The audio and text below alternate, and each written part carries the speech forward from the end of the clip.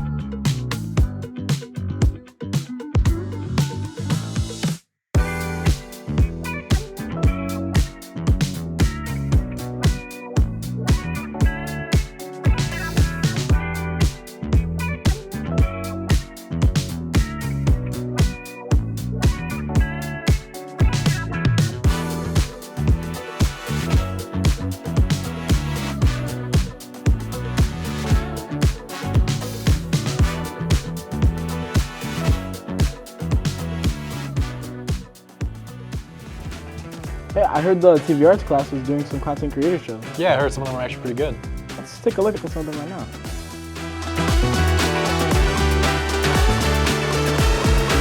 Are on the final round with our winners of each round. They will be going head to head to get a prize, and whoever loses will be eating a punishment. Next one does not have multiple choice. It is, how many years has Mr. Holdren been teaching at RB? 2. 25. Henry is the winner. Yeah. So, yeah.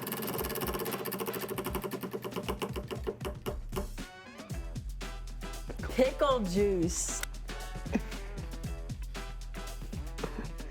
Oh my God.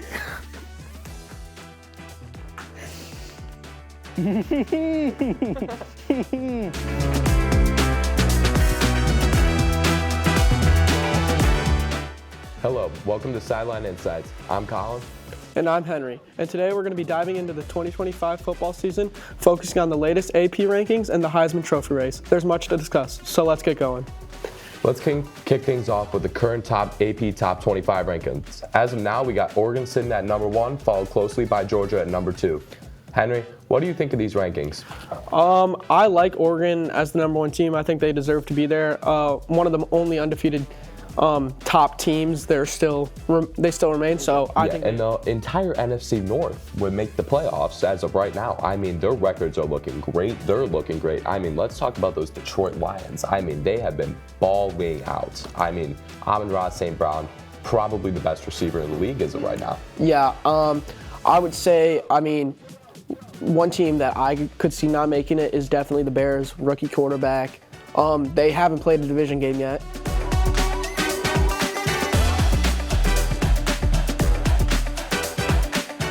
Hello RB, I'm Natalie Lager, and welcome to Let's Talk Books, where I review books of all genres and share my thoughts and opinions on them.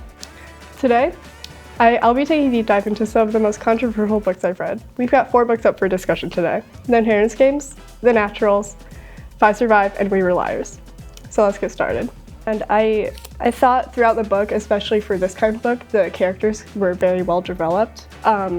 Even through the tension, you saw their personalities kind of come through, and I really, really enjoyed it. I read it within like maybe 3 hours, and it was 400 pages, so yeah. The next book I'll be talking about is The Naturals by Jennifer Lynn Barnes, and I rate this book a very strong 5 out of 5. This is probably my favorite book I've ever read. The writing was really amazing. Welcome back. So now we're joined with Ellie Dickerson, and we're gonna hear her thoughts on our next book, We Were Liars by E. Lockhart. I'm your host JoJo, and today I'm gonna be teaching you some facts about elote, the mayo. I know that some people don't like mayo, and I am one of them, but it is a very key part of this recipe. Okay. Now for this, you're gonna take 2.5 cups of mayonnaise, which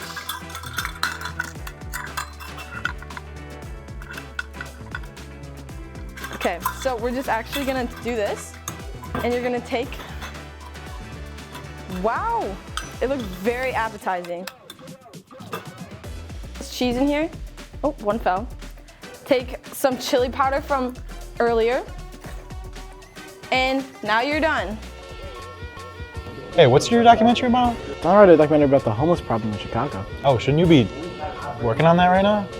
Oh, is that what these guys are working on? Shoot, gotta.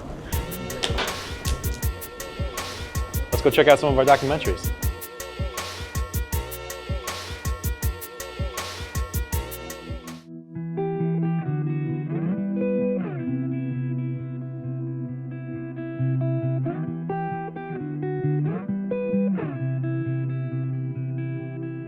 My name is Heather Nevue, and I was diagnosed with stage 2 breast cancer in January of 2009 when I was 35 years old.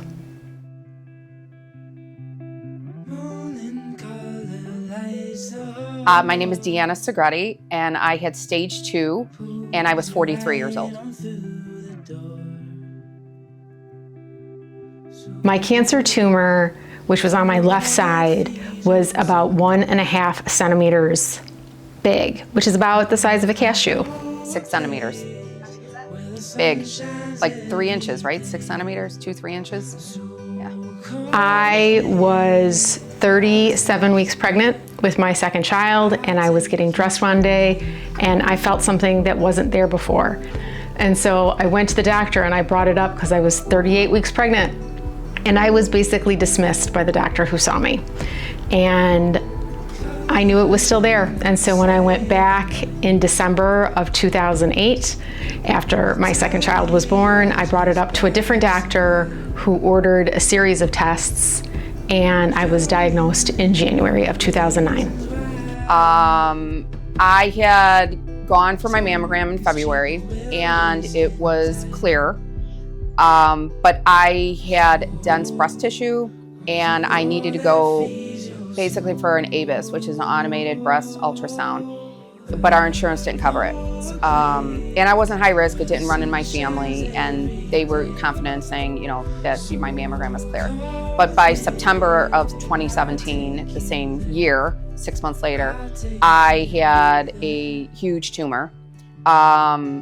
So I went and made an appointment. The doctor says I definitely feel a mass, and I went and had a biopsy. And the strange thing is that during my biopsy, it was pretty painful, and the nurse and the technician, they were pretty confident that I had a breast infection. They said it's presenting like a breast infection, but they said the only thing was I wasn't running a fever. And then I got the call a couple days later saying that it was cancer. I was a 35-year-old mom of 2 babies. My oldest child was not yet 2, and my second child was only an infant when I was diagnosed, and it was devastating. It upset my parents, it upset my siblings, it upset my husband.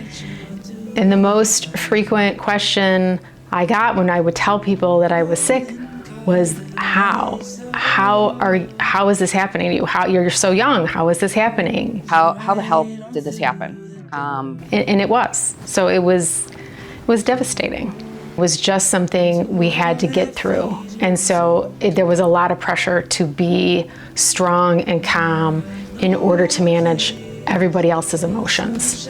I hated it because I lost a part of myself physically, but it also made me lose a part of myself mentally as well.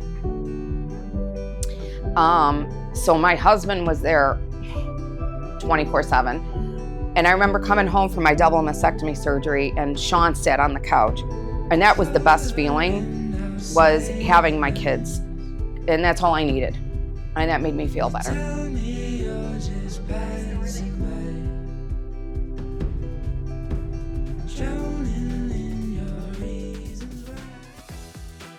All right, thanks so much for watching, guys. Remember to tune in next week for the Thanksgiving show hosted by me and a couple of my friends. Remember to tune in about a month for the RBTV holiday show that we're going to start working on right about now. Thank you so much for watching. Have a good rest of your day. Bulldogs. Go, go, go.